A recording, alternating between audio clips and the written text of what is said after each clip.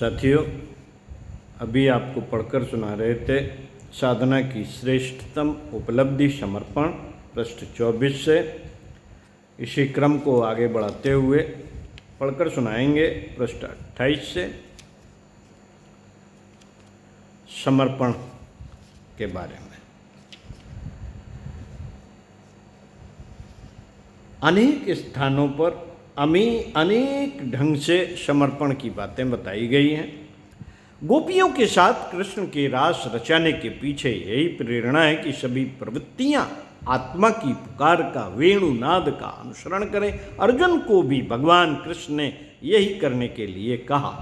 भक्ति योग के अनेकानेक कृत्य, पूजा, स्तवन, अर्चना में समर्पण की भावना को प्रबल बनाने का ही अभ्यास किया जाता है। भक्ति योग में समर्पण की प्रधानता है। वेदांत में अद्वैत के प्रतिपादनों में भक्ति योग का समर्पण योग का ही समर्थन है। समर्पण के चमत्कारी परिणाम सर्वत्र देखे जा सकते हैं। बीज की सत्ता अत्यंत लघु नगण्य होती है, पर जब वह अपने आप को तुच्छ घेरे से निकालकर धरती माता की गोद में समर्पित कर देता है तो उसमें से नन्हे नन्हे अंकुर फूटने लगते हैं। सूर्य की किरणें उसे शक्ति देती हैं, पवन उसे दुलारता है, मेघ उसका अभिसिंचन करता है, संपूर्ण प्रकृति उसकी सेवा, उसके विकास के लिए जुट जाती है। बीज नीचे बढ़ता और अपनी जड़ें धरती की गोद में सुदृढ़ कर लेता है। ऊपर उठता है तो एक विशाल वृक्ष, जिसकी छत्र छाया में सैकड़ों जीव जंतुओं को पोषण, पक्षियों को विश्राम मिलता है। अपने संपूर्ण जीवन में वह एक नन्हा सा बीज, करोड़ों बीज का जनक होने का गौरव प्राप्त करता है। नवजात शिष्य को अपनी कुछ भी सामर्थ्य नहीं रहती, पर समर्पण के आधार पर उसे सारी सुविधाएं प्राप्त हो जाती हैं। समर्पण का चमत्कारी प्रतिफल दाम्पत्य जीवन में भी देखा जा सकता है।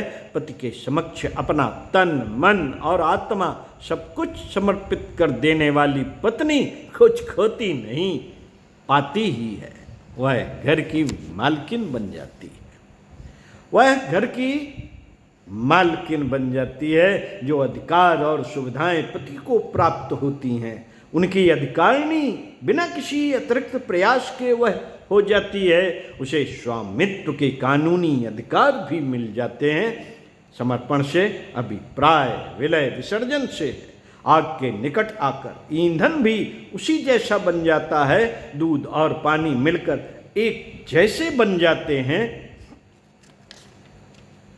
साथियों, गंगा नाला गंगा में मिलकर गंगा का स्वरूप ही नहीं, विशेषताएं भी प्राप्त कर लेता है। भक्त को भी समर्पण के लिए भगवान जैसा ही बनना पड़ता है। उन्हीं के गुणों को अपने व्यक्तित्व में भरना पड़ता है जो कि परमात्मा में है। भक्ति का अर्थ मनोहार चापलूसी नहीं, प्रखर पराक्रम के लिए अपने को तैयार करना, अपने गुण कर्म स्वभाव को परमात्मा के आदर्शों के अनुरूप बनाना, ढालना पड़ता है। भक्ति और भक्त की एक ही कसौटी है कि सदुद्देश्यों के लिए वह शरीर, मन और अंतःकरण से कितना अधिक सक्रिय है। शरीर की क्रियाशीलता, मस्तिष्क की विचारणा और अंतःकरण की उदारता पारमार्थिक कार्यों में कितना अधिक नियोजित हो रही है। प्रश्न: समर्पण भक्त की निष्ठा की परख है। एक संत ने कहा है कि समर्पण का अर्थ है मन अपना, विचार इष्ट का, हृदय अपना, भावनाएं इष्ट की, आपा अपना, किंतु समग्र कर्तव्य इष्ट का। इस परिभाषा के अनुसार जीव को अपनी अहंता से पूरी तरह अवकाश पा लेना है। शरीर, मन और अंतःकरण पर स्वयं का आधिपत्य होते हुए भी इनकी विशेषताएं, क्षमताएं पूरी तरह इष्ट के लिए अर्थात उच्च स्तरीय नियोजनों में नियोजित हो जाए। समर्पण के लिए इस भावना को सदा परिपुष्ट करते रहना पड़ता है कि मैं पतंगे की तरह हूं, इष्टदेव दीपक की तरह अनन्य प्रेम के कारण द्वैत श्रद्धा को समाप्त कर अद्वैत की उपलब्धि के लिए अपने इष्ट के साथ, प्रीतम के साथ एकात्म होता हूँ, जिस प्रकार पतंगा दीपक पर आत्म समर्पण करता है, अपनी सत्ता को मिटाकर प्रकाश पुंज में लीन होता है, उसी प्रकार मैं अपना अस्तित्व, इस अहंकार को मिटाकर ब्रह्म में समस्त चेतना में विलीन होता। समर्पण से आशाओं आकांक्षाओं के लिए कोई स्थान नहीं। पारमार्थिक साधनाओं में या आत्मोपलब्धि मोक्ष के लिए समर्पित होने के लिए संपूर्ण कामनाएं नष्ट करनी पड़ती है। अंतःकरण में न कोई छल है, न कोई छद्म।